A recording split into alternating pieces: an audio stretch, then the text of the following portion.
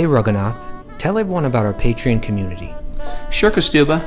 The Wisdom of the Sages Patreon community is an incredible online yoga resource. If you like the type of yoga wisdom and culture we share on the show, then our Patreon community is a great next step. This is a listener-supported podcast, and any level of sponsorship will unlock a wide range of live and archived classes, talks, and even workshops. Raghunath teaches, I teach, and we have a host of other excellent teachers on topics ranging from yoga philosophy, asana classes, storytelling, ayurveda, kirtan, cooking, meditation, and a lot more. We even have an incredible online Bhakti 12-step recovery group. So if you want to check it out, go to patreon.com/wisdom of the sages. All right, let's get it on. Om Namo Bhagavate Vasudevaya. Om Namo Bhagavate Vasudevaya. Om Namo Bhagavate Vasudevaya.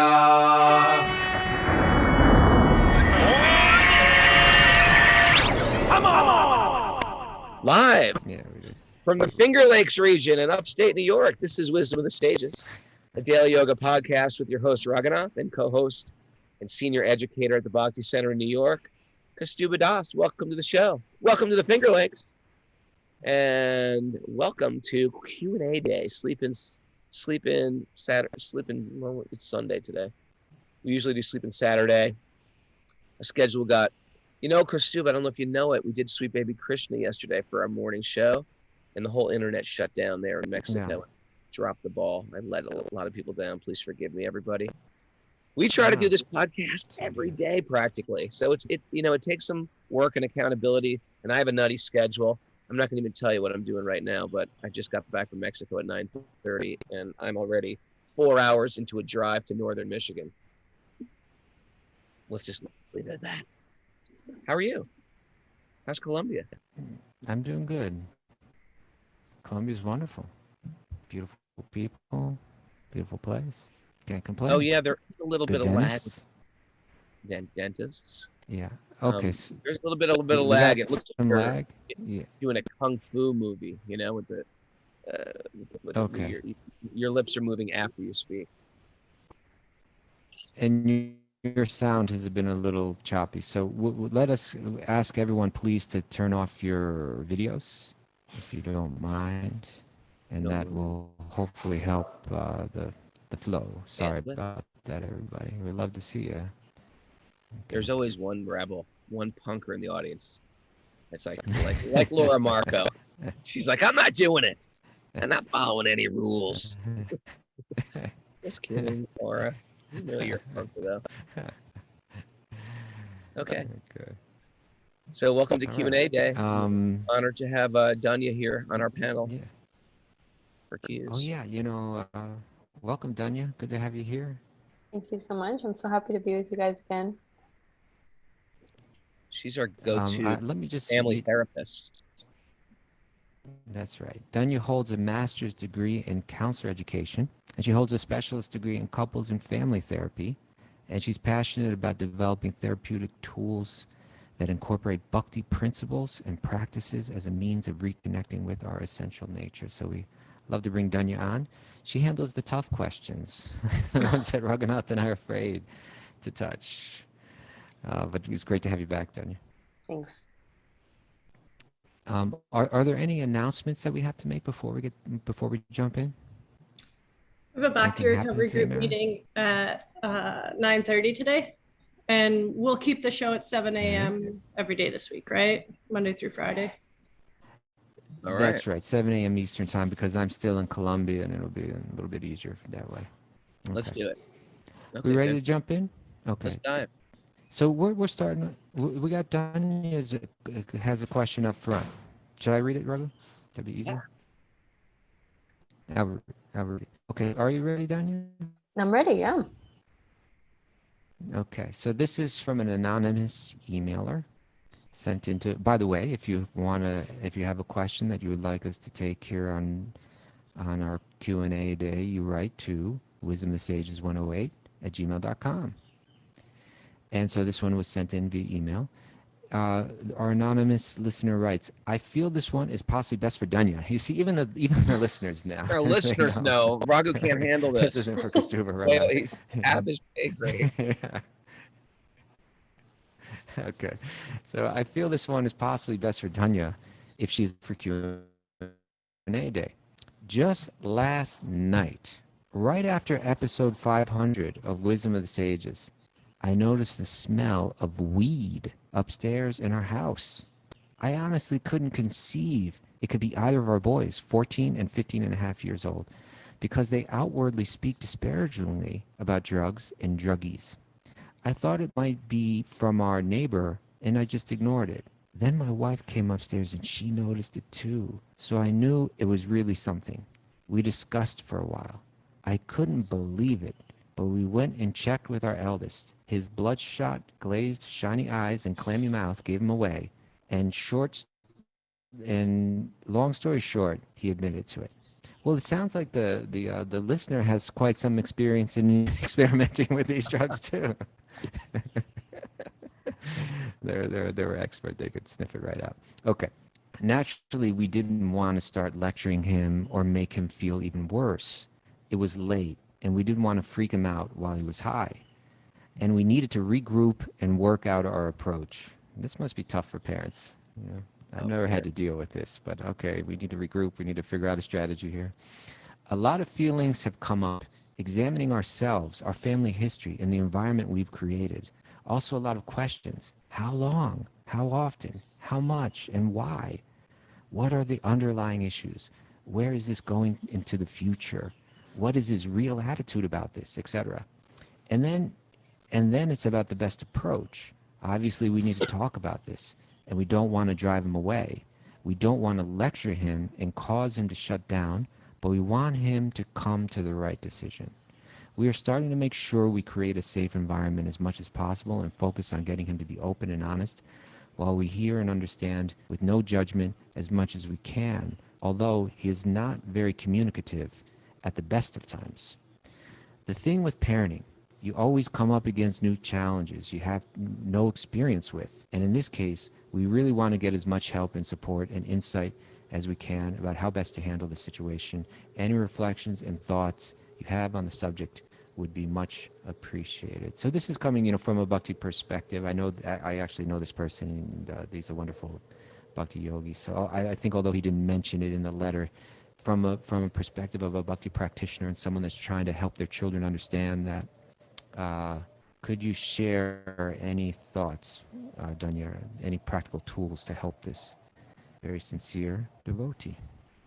Yeah, so that's clear right away, right? The sincerity, not just in their they want to be careful not to kind of spook this kid and just hit him with a barrage of lectures and a guilt trip and how dare you and all the medical stuff and all the, what is it, Reefer Madness, is that what it was called?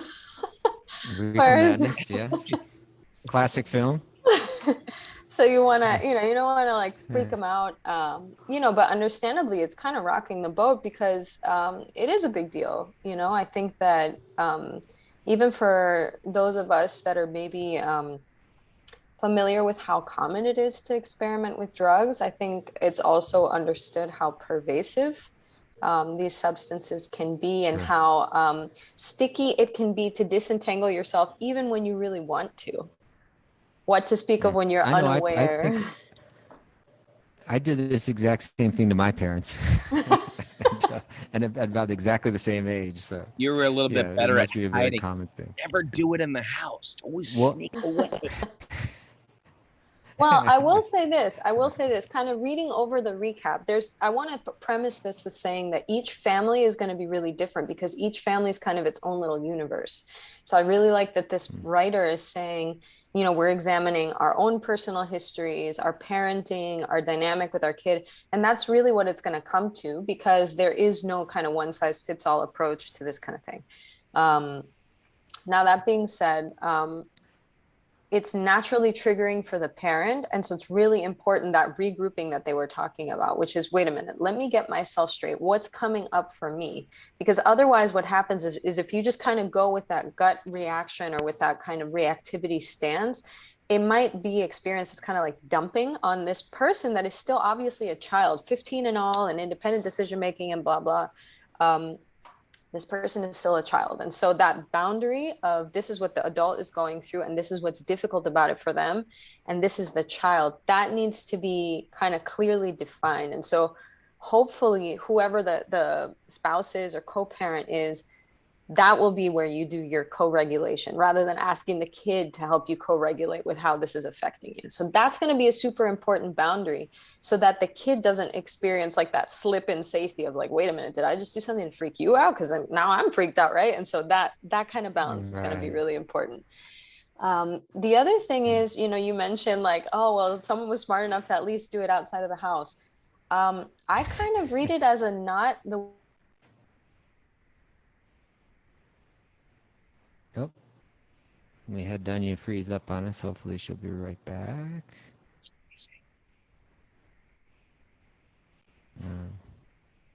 Raghunath, you were the one that was telling us to sneak out of the house. I think she's about to contradict what you suggested. That was good. That was my advice. Sneak away and smoke marijuana privately.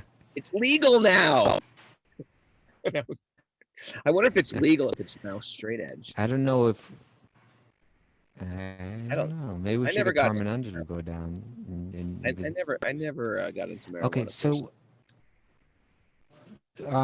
Mayor, maybe what we could do here, because she seems to be super frozen, is maybe you could. There you go, and maybe I'll go to Raghunath with his question right now, and then we'll go back to Dunya with the original question. Sound good? You ready, Raghunath? Yeah, sure. Okay. So this question is from our friend Cindy Lunsford from Nashville, Tennessee, who you were just with in Mexico. Yeah. Okay. So she writes, first of all, thank you both and Mara for this daily service that you provide. Even though I am typically another, there isn't a day that goes by that I don't listen to this podcast. Even on the rare days that you don't have a show, I go back and I listen to older recordings. It has become a staple in my spiritual growth, not only through the daily hearing of Bhagavatam and your corresponding daily nuggets of wisdom, but also through the vast association of people and resources that you share with us. I never run out of things to hear, read, or view that keep me focused on bhakti. So thank you. And thank you for all that you do and share with us. Thank you, Cindy.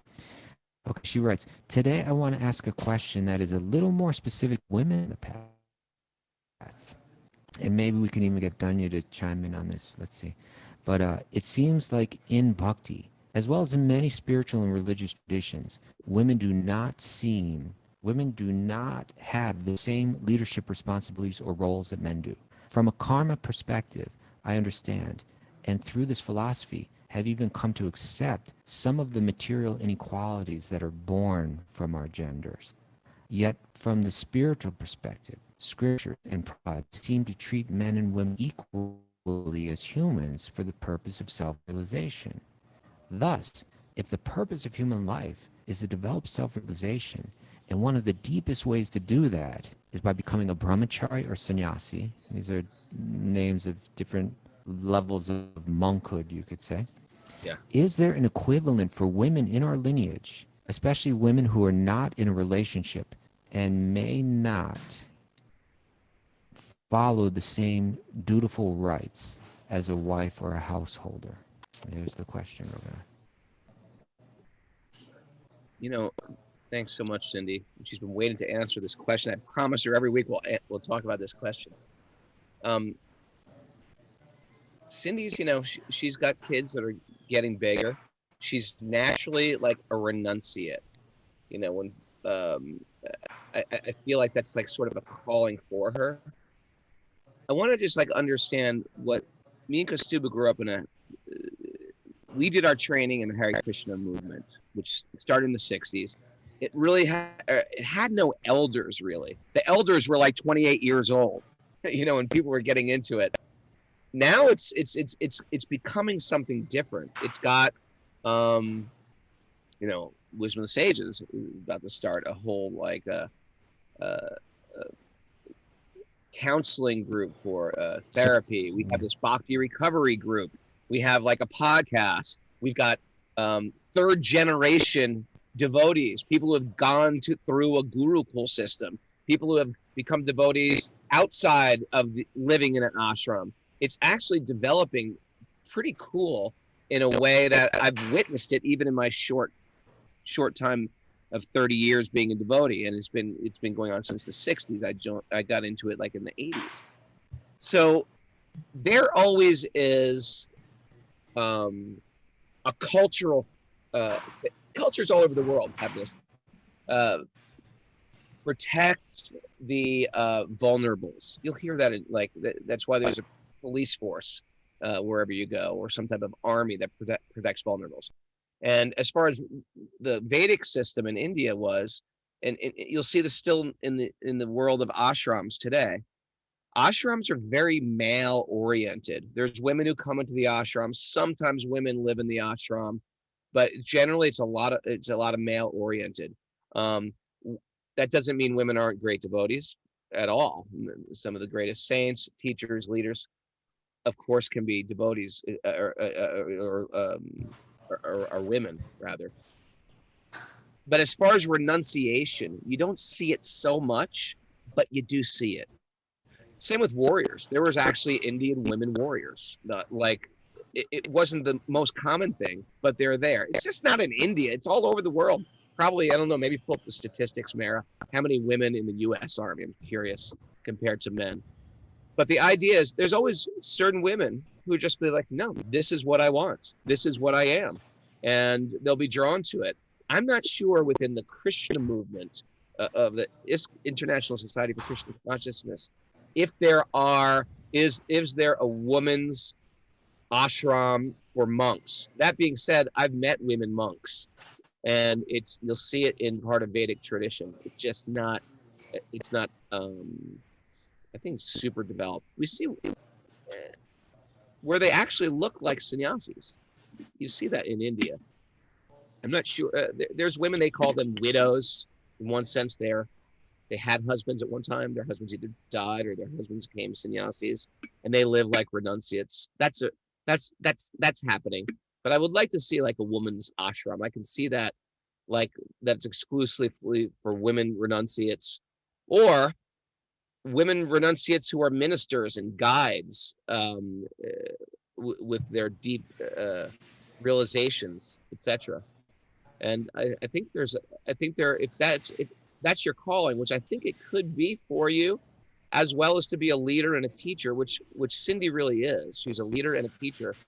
I think as you go deeper into your bhakti, that calling will get more and more revealed to you. What do you think? What do you think, Dunya? I'm going to throw that out to Dunya too.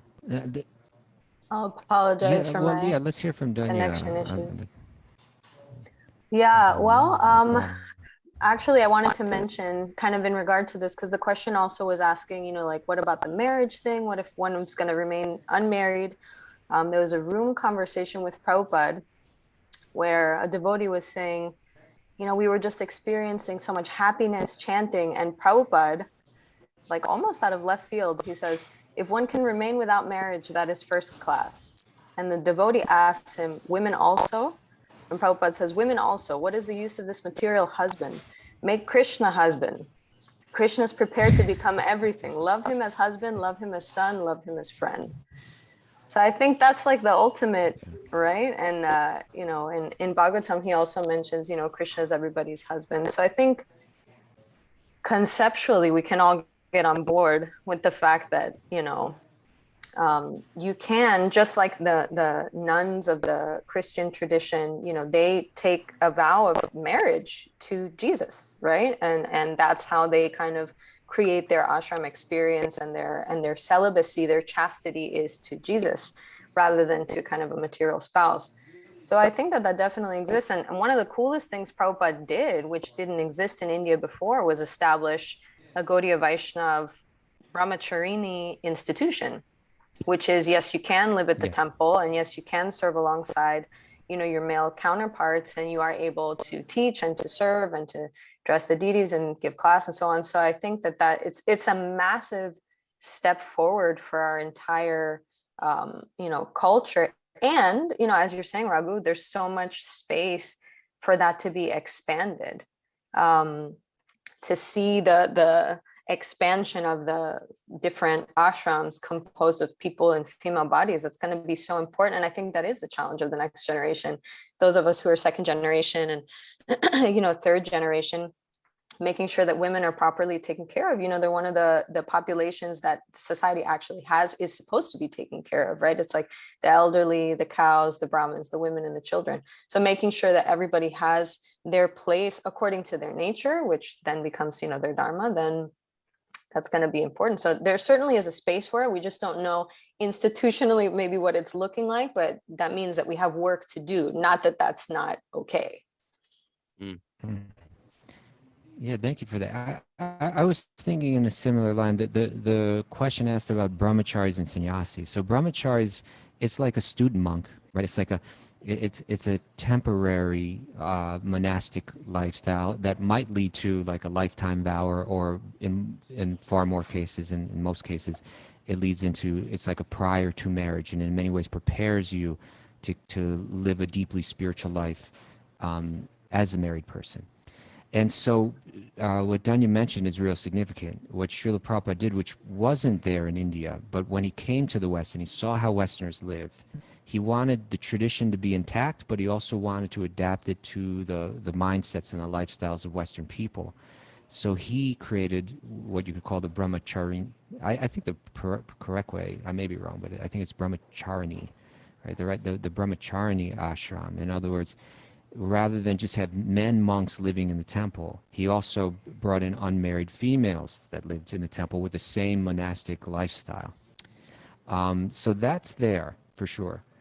But now traditionally, sannyas, like the full lifetime vow of renunciation, the life of the sannyasi, it was almost like, it wasn't, I think we tend to romanticize it, or we see like big spiritual leaders as sannyasis, like world traveling, like spiritual leaders. But really, sannyas, it meant that you left home, right? Like an old man, when he's like, 65 or 70 years old, he leaves the family, even his wife and children at this point. The older children are grown up and they're taking care of the parents.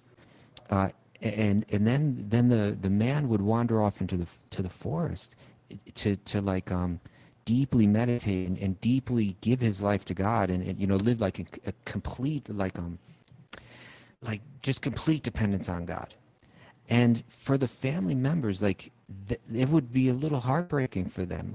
They would know he's doing the right thing, it's glorious, but at the same time he's going to be wandering alone in the forest. It's dangerous and so on. So that it was actually like a fearful thing.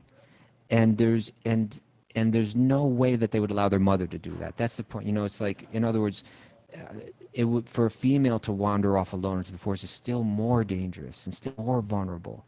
So traditionally, the mother would, with a similar type of focus and spiritual determination, she would practice renunciation in the home, right, under the care of the children now taken care of. But that being said, we see how Srila Prabhupada would adapt things. And I know that he, at least in one case, beyond, opening up ashrams, that allowing women to be part of those ashrams, which was, in a sense, an adaptation of tradition. I know in the case of Yamuna Devi, he also kind of gave his approval, and encouragement for ladies, more like a full-on renunciation, ashram, where they, dedicated their lives in a similar way as Danya was saying, you marry yourself to Krishna, give your life to Krishna. So I think, but I agree with what both of you are saying, that as an institution, ISKCON would do well to consider this topic more and provide more resources. I see it operate in certain ways. Like there's that wonderful devotee Srimati in Vrindavan, who she lives like a sannyasi. She lives in a community of devotees. She didn't wander off to the forest, but she lives that simple life, and she's very learned. She operates like a guru for many people, and that lifestyle has been accommodated for her. And I think for someone like Cindy, if you have a goal to live that kind of life, I think that is available. I think we can help you find ways to do that. Jeffrey Ackler writes on the message board, why always assuming women are more frail than men? There's no practical evidence for that conclusion. I mean, why don't I turn that over to Danya? Maybe Danya would like to handle that. Yeah. I mean, I could share my thoughts too.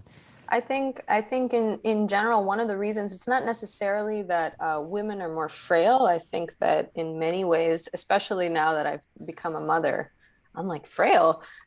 It doesn't feel frail. But one thing that I'll say is that it wasn't so much because of the frailty of women. It's also because of the danger of men. So it's not that we're protecting women because they're weak. It's that men, historically, there's a percentage of the male population that is predatory.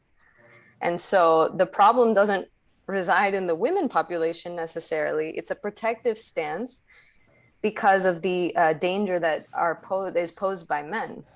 So at the same time that we leverage creating an institution that protects women, we have to realize what we're protecting them from. It's not from other women. It's not from children. It's not from the elderly and the Brahmins.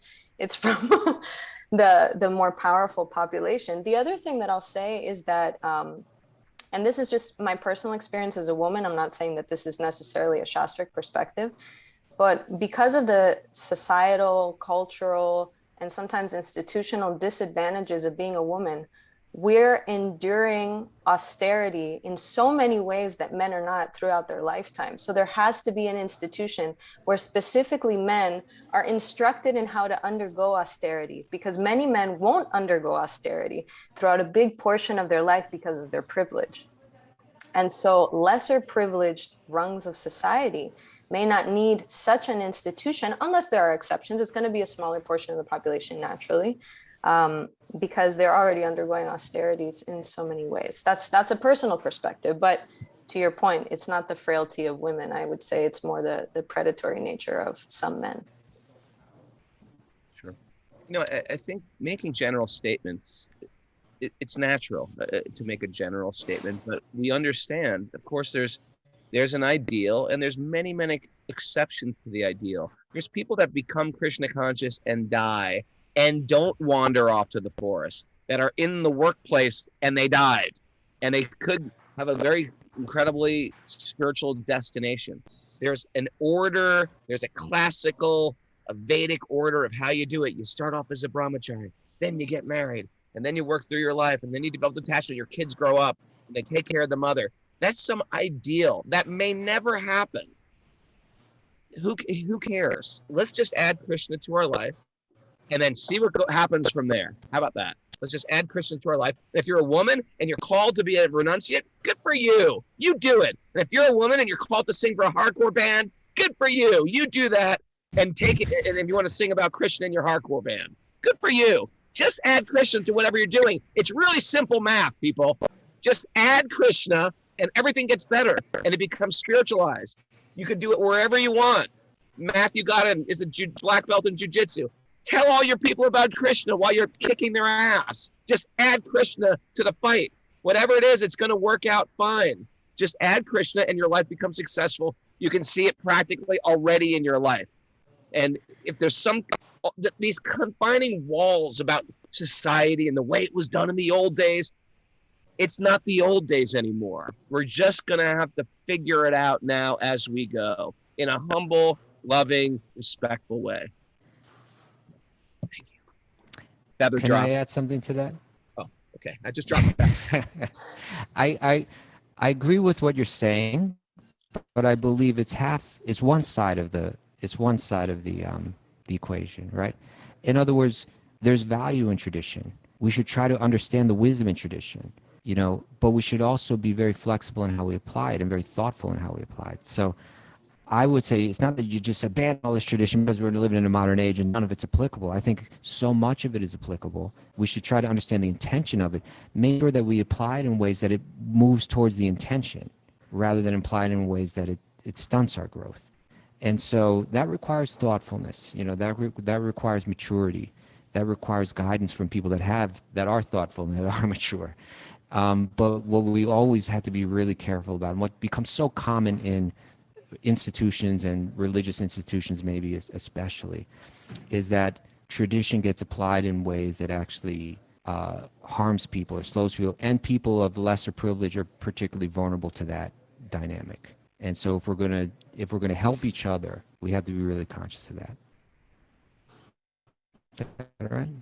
Yeah, it's good. Okay. Feather drop. That's our new one, Gunya. Feather drop. Okay. Not mic drop, the feather drop, because I had a shaman working on me. You learned it from a shaman. Just drop the feather. It's a lighter thing.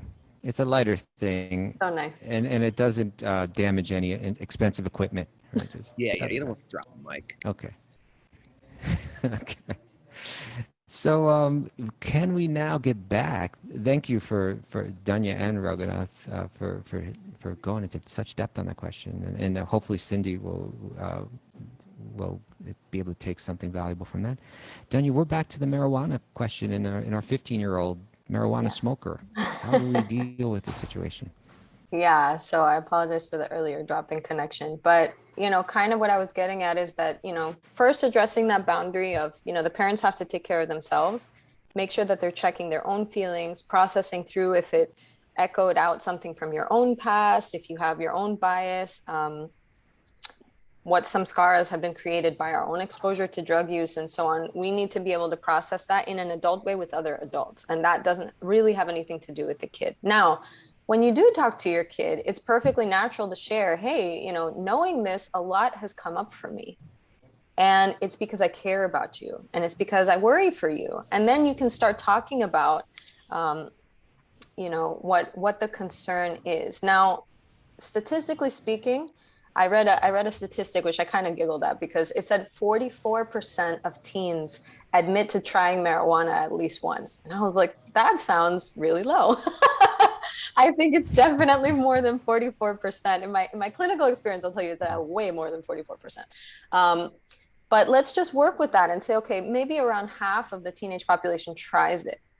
So then what we're looking for is not necessarily, you can't do this, that kind of like the reefer madness kind of spook tactic. It's been shown, studies have shown that kind of scaring tactic, it doesn't work. What it does is it prevents people from accessing accurate information. Just like if we scare people out of like premarital sex or, then they don't have sex education. And then if the focus is abstinence, you don't get proper sex education. So if the focus is abstinence from drugs, you're not going to get good drug education. So what might be helpful is to explore as a family accurate information about what is this drug. And if you ask most teens, what is weed? They're like, it's a plant, it's natural.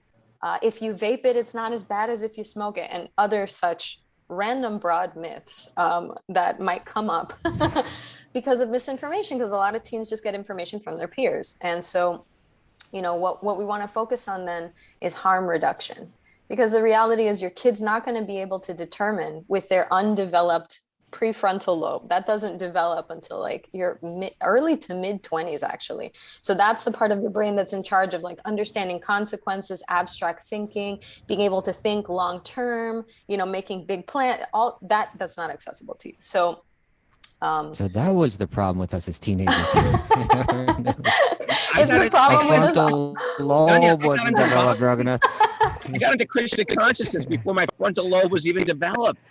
Maybe I made a big mistake. It was, it's saying, well, it's actually such a good point what you're making, which is that the things that we do before our frontal lobe develops set up a huge effect in the rest of our life.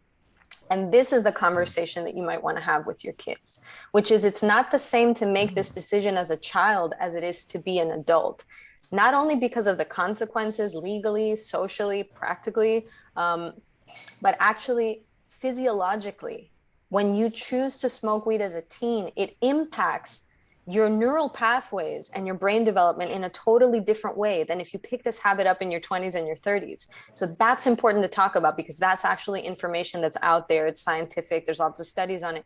Things like, for example, you're more likely to be prone to mental illness, right? Symptoms of depression, symptoms of paranoia, people get anxiety attacks. It can sometimes lead to other problematic substance uses, even if it's not necessarily a drug. It could be addiction to food. It could be, because what it's doing is it's playing with the dopamine hit in the brain. And it's not the same to do that with an underdeveloped brain than it is to do it with a fully developed brain. So this is a cool conversation to have, because you're basically... that's really interesting to me. I'm sorry to interrupt, but in other words, so someone might argue it's natural, but what you're saying is actually messing around with how the chemicals in your body work is actually, it's an unnatural thing. Let your body do what it does rather than interfering with it. Yeah, and you don't have to just say this about sense? weed. This is even about caffeine. You know, if you give caffeine to a kid, it can affect their physical growth. It can affect also symptoms. So it's broadening it and saying we're not creating a taboo around weed. We're having a conversation about habits, and how habits that are formed in early life, the good ones and the not so good ones, set you up for the rest of your life. That's why people go to Gurukul when they're young, because the idea is if I set these kids up with a certain habit, then it's going to be kind of more permeable throughout their entire life. So it's about harm reduction, which is, if you're going to do this, know that it's different to do it now than do it later. What are ways that we can keep you safe? Right? Things like not driving, not, you know, all of these kinds of things. The fact that he did it in the home is actually more on the safe side than on the unsafe side, because it means that something in their home gives them a certain safety to explore. That's sort of a win, right? It's something that you can use to your advantage and say, you know, let's talk about it, you know, here at the house. These are the rules of the house. These are the reasons why. I see that you felt comfortable to do this here. Can you tell me more about, you know, that kind of thing? So the idea is, as a parent, you have a right to challenge your kids. You don't have to tiptoe around this subject and be kind of afraid. You're supposed to challenge your kids. And if you don't do it, who's going to do it? So we don't want to take that away. That is your role. And it's not going to be a cute conversation, probably, especially if you're saying your kid is not necessarily like an amazing communicator, which by 15-year-old male standards, I don't know that there are so many that are like amazing communicators, but offering an resent emotion. that. Just kidding. I'm still like a 15-year-old. I was a pathological liar at 15. Yeah, so here I two guess I was too. testimonials.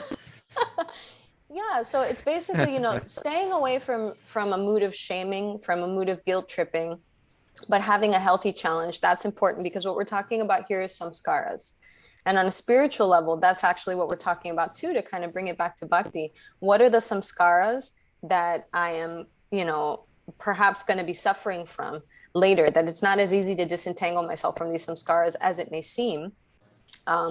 But keeping that emotionally nourishing and nurturing environment, which is, you can connect with me about this. You're going to explore things, but you're going to need guidance. It's not the same to explore unguided than it is to be guided.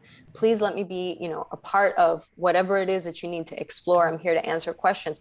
Let's look for information together and just checking in on that level, you know, starting at the very beginning, like we said, with that parent needs to be centered and emotionally regulated themselves so they can show up and not just be in that reactive stance. So obviously it gets more specific once you get into each family, but those are kind of just the thoughts that came up when I read the question. Can I ask one question? Because if I were parenting, I would imagine I'd be like, wow, that was really amazing. You just totally expanded the way that I would frame my conversation with my son. I'm really grateful for that. But there's still one question in my mind. Are you suggesting that I don't forbid the child from doing this? Or are you suggesting that I'm saying, this is your decision and let's talk together. I want to help you make that decision well informed? Or do I still have, should I possibly, you know, maintain a certain type of authority where I say, but I don't allow you to do this, and there'll be consequences coming from me if you do it? Yeah, absolutely. And so this, again, it comes back to your family culture, and it's about what is in your integrity, right? If it's in your integrity as a parent to say, I actually don't want to allow this in my house, and I don't want to allow this in my family. I don't think this is what's in the best interest for my child's health, mental health, physical health, whatever, you absolutely have a right to disallow the use of any kind of substance. And there are certain restrictions that you can put on that. There could be financial restrictions. There can be association restrictions. This is a big component because the association is kind of what's going to make or break a lot of these decisions in the first place, especially with teens, because they prioritize the opinions and behaviors of their peers over their parents. That shifts, right, in middle school to adolescence. So the idea here is to say, not just this is what you can't do.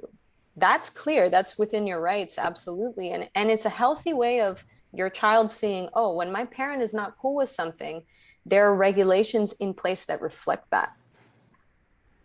Right? Just like if I'm not cool with harming animals, a regulation that reflects that might be, I'm a vegetarian or I care for animals, right? So the behavior is reflected in the belief is reflected in the behavior. That's really important for congruence, right? Because it means your parent is walking their talk. At the same time, you want to complement the don'ts with the do's, right? Which is, weed is obviously a coping skill for some people. Let me expand what coping skills can look like. Let me expand different ways of dealing with difficult emotions, coping as a teen, wanting to fit in with your friends, wanting to feel cool, experiencing with altered states of mind. There's lots of healthy ways that you can do that too. So basically saying, if you want certain experiences, these are healthier and healthier ways to do it because it exists on a spectrum. And weed is on that spectrum, but there are things that are kind of higher vibe than that spectrum. So it has to be a comprehensive conversation. And the element that you're talking about is so important, which is that's the challenge piece, which is that's not allowed here, or I'm not cool with you doing it. That being said, I mean, when a kid is 15, I know when I was 15, I could do a lot of stuff that my parents weren't cool with, and they couldn't necessarily stop me. But it was clear to me what they weren't cool with. And that's really important because that offers safety and stability. That thing of parents just have to have clear, consistent boundaries. That's got to be there. And then, of course, they're going to make, the choices that they make, and you can't always control that. Yeah, and Dunya came out pretty good, right? She came out great, yeah. I'm a miracle case. I love the idea. I love the idea of, from a bhakti like as a bhakti, although I'm not a parent, like from a bhakti perspective, I feel like with all that you're providing, like, okay, yeah, right, it's not just marijuana, it's also things like, the food that you eat, the what you consume, like even like video games and this and that. How do these things affect me long term? And here are the reasons why I'm concerned. And I'm concerned about your long-term future. And I know it's not the end of the world that you did this. I'm not freaking out like reefer madness. But also, look at my life. You could see that this is how I make decisions. That I have these kinds of. So that therefore I don't drink alcohol. I would have a harder time having this conversation. Don't smoke marijuana when I drink alcohol, and I don't even have clear reasons to explain why you shouldn't be smoking marijuana, except like ones that are kind of informed or just whatever, it's illegal or it's bad, it's worse, whatever. Thank you for that comprehensive answer, Dunya. And it was so comprehensive, and the previous one was so comprehensive that we're short on time. There were more questions for myself and Raghunath, but what I suggest we do is we had another question for Dunya. Why don't we take this question while you're here with us? And we can get to the other questions next week. Does that sound okay? You good with that, Raghu? Yeah, sure. You with me, Raghu? Okay.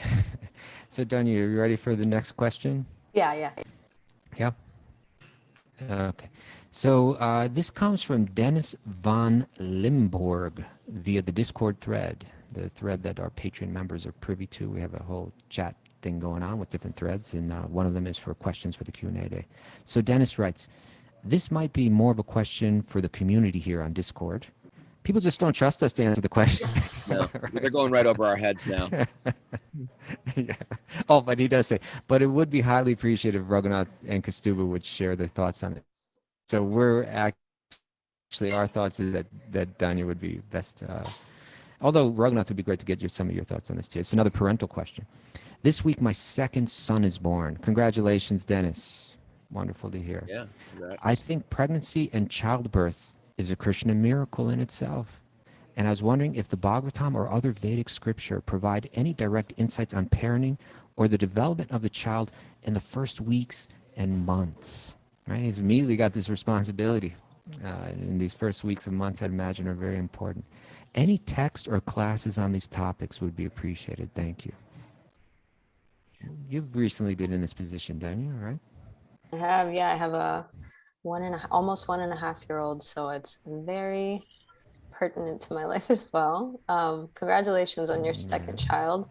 I've heard that 2 is when the adventure really begins, because now you have to multitask with another kid. Yeah, so I was looking through to see if maybe on Vedabase I could find things directly speaking to the postpartum period. And a lot of it that I read is just rest and that kind of thing. So I think it's a little intuitive, that piece of immediately after having the baby and for several weeks and they call it the 4th trimester, right? Those 3 months from birth until the baby's 3 months old. And the reason why is because it's a time of cleansing and renewing and kind of recouping, because it's a huge thing that just happened for mom and for baby and for the whole family on an energetic level, but on a physiological level for mom and baby, it's a huge thing that just happened. And so those 3 months is like the recovery period. So traditionally it's a time of cleansing and replenishing. So a lot of the kind of traditional, we can talk about it from the perspective of Ayurveda, which is kind of the sister science to yoga. From the Ayurvedic perspective, they say that the 42 days after birth is the window of time when the most intensive care is needed for mom and for baby. And they say that mom is as brand new and raw and tender and delicate as the newborn baby during those 42 days. So that's extremely important to keep in mind, because as far as the kind of energy and psychology is concerned, even from a kind of counseling developmental perspective, there is such tenderness and such care that needs to be given to mom and baby, because energetically and psychologically, they are one. The baby has no idea that they're separate from their mom on a very basic level, on a primal level. Everything is mom. So mom needs to be good, right? And that's the importance of those 42 days. And in Ayurveda, I've heard it said that the 42 days after birth determine your next 42 years of life for the woman. Meaning if you really care for yourself and you really nourish yourself, it can actually kind of reinforce and reinvigorate everything about the mother on a cellular level so that she can continue to provide. And there are many things that are kind of draining and tiring, not just a sleep thing, but like nursing or, that kind of thing. So lots of support, being very gentle, lots of time and space for bonding, soft words, nourishing foods, everything very easy to digest sensory input, easy to digest sounds, sights, smells, tastes, touches, warmth, right? On a kind of more hormonal level, just to kind of bring in the Western perspective too, I've worked with many women in their postpartum experiences. Your progesterone is like building all throughout pregnancy, but like 10, 20, 30 fold, like so much progesterone flooding your body at the same time that estrogen is flooding your body. And then what happens is the moment that the placenta is expulsed at the end of the pregnancy and like birth experience, your progesterone immediately drops. And then what ends up happening is that progesterone drop, while the estrogen is still high, it creates something that we call the baby blues, which is a period of kind of depressive symptoms that can onset during the first 2 weeks after the baby's born. This is hormonal.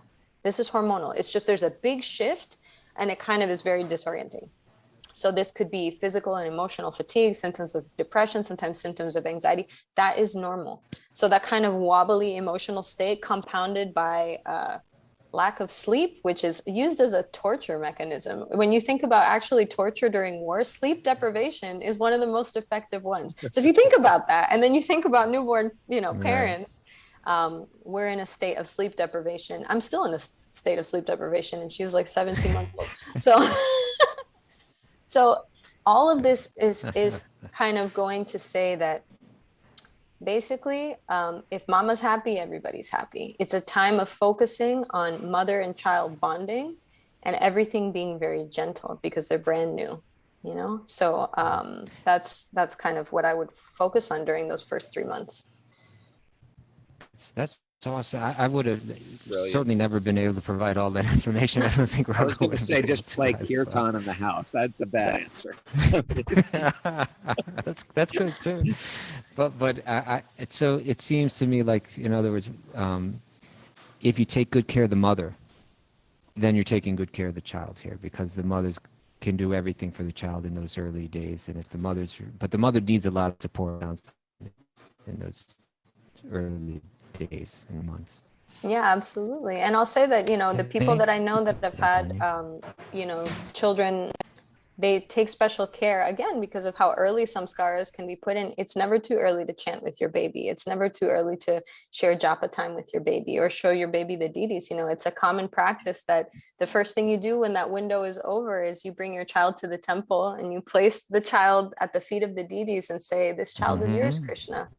So that's all there, you know, to incorporate your spiritual practice. It's never too soon to do that. It's just all with an easy does it, very gentle approach.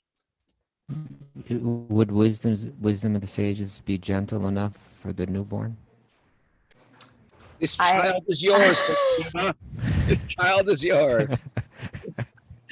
I want the She child. hesitated. She definitely hesitated before answering this question. I think it's safe just to bring the child to the temple. I think that's safe. Do not drop the child in the hundi box. Do not leave the child on. I know that you shouldn't shake the baby. That much I know. Don't shake the baby. Shake babies. Yes. I remember bringing my Thank you, daughter Dunya. Yeah. right across It's like the Roots, right? Where you hold that baby. Remember that? Yeah, Roots. like Roots. The mini TV series. I brought Sachi right to that Radha Dwarkadish and Gornitai, and I said, "This child is yours. Do with her as you like. I'll train her to serve you." It's special that And it worked? Hear you. So far, so good. Okay. Dunya, our chat board was lighting up with gratitude for all of your contributions today. I want to share again that you know, we're currently in talks and working together. You know, Dunya's involved and members of the Bhakti Center involved, and we're really trying to put together this whole, you know, support system for people that want to practice Bhakti Yoga to enter into a reading group. And then, but those reading groups would also be like, you know, the most important issues in life. Here's one, right? You know, raising children, that we could provide all kind of resources for you to do that better, so that we can support your bhakti, whether it's an issue of your own mental health, whether it's an issue of, you know, a family issue, whether it's a relationship issue, whether it's an institutional issue, whatever it might be, that we could provide resources to help people get over whatever obstacles that will come up, to get over them, so that we can continue to practice this in the most effective and dynamic way together as a community. So you'll be hearing about that soon. We want to kick that off as soon as possible. I spoke to Radhanath Swami yesterday, and I said to him, Maharaj, I had spoke to him a week before about this idea, and he said, run full speed ahead with this. And when I spoke to him yesterday, I said, Maharaj, you said run full speed ahead, and I'm taking that to heart. And he said, Kaustubha, don't run full speed ahead. Fly like a bird, you know, fly, like go super fast. Don't run. You need to fly with this. He was so encouraging that he felt that people like Dunya and others that are on our team can be so helpful. Thanks, Dunya. So we're putting it together, and we hope to be sharing more about that with you all soon. All right, that'll do it for today. We're back. Raghu, where are you going to be at tomorrow? Are you going to be good for us? You going to be on the road? Be in Michigan somewhere. I think Traverse City. Okay. Way up north. Okay, and we'll be at 7 a.m. Eastern time for this next 5 days, for the weekdays in the coming weeks, 7 a.m. Eastern time. Looking forward. And I'm heading to Long Beach Island this weekend with Madhu. Doing some programs. Cool. Make it out if you're in the Jersey area. Come on out to Bohemia Yoga Bohemia rather. Great place there that Katie runs. Thanks everybody for joining us on Q&A Day. Thanks for joining us, special guests. Thanks to all the women monks who want to marry Krishna. We're going to have we are going to have Arranged Marriage Tuesday. And one of you lucky ladies gets to marry Krishna. It doesn't even matter. You might even pick somebody who's married. With Krishna, Your husband and marry Krishna. With Krishna, he can marry them all. That's the difference. That's a different kind of arranged marriage Tuesday. Yes. I'm looking right out now. I'm looking. Everyone can... Back on. I'm gonna marry you off right now. Wendy B, you're married to Krishna. Michelle Berger, Krishna. Walk away from Banjo Mike. You're with Krishna now. Mara, Krishna, your husband. You invest. Manya, walk away from your home and your family. You're with Krishna now. You're with Krishna. Your husband can take care of the baby. You have a new lover.